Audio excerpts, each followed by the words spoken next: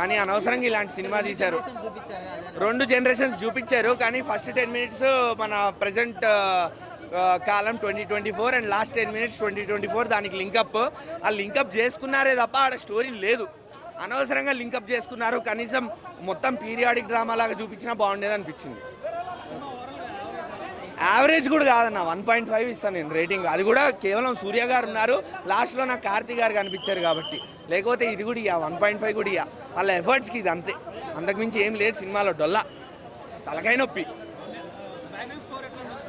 ఏమో అన్న background score మీకు సినిమా బాగాలేదు కాబట్టి ఇంకా మీరు ఏం మ్యూజిక్ పెట్టినా అక్కడ మనకి ఎక్కదు బేసిక్గా. సో డిఎస్పి గారు కష్టపడి ఉండొచ్చు, ఆయన మంచి స్కోర్ ఇచ్చుండొచ్చు. నాకైతే నేను సీన్స్కి కనెక్ట్ కాలే, మూవీకి కనెక్ట్ కాలే, ఎక్కడా కనెక్ట్ కాలేకపోయా. సో మ్యూజిక్ కూడా కనెక్ట్ కాలేకపోయా నేను. ఆ మ్యూజిక్ ఇంటర్నల్ సేపు కూడా ఎక్కడో ఏదో వింటున్నట్టే ఉండే. ఒక మగధీరా మ్యూజిక్ వచ్చింది, 7 సెన్స్ మ్యూజిక్ వచ్చింది, అన్నిటికీ కనెక్ట్ అవుతూనే ఉండే.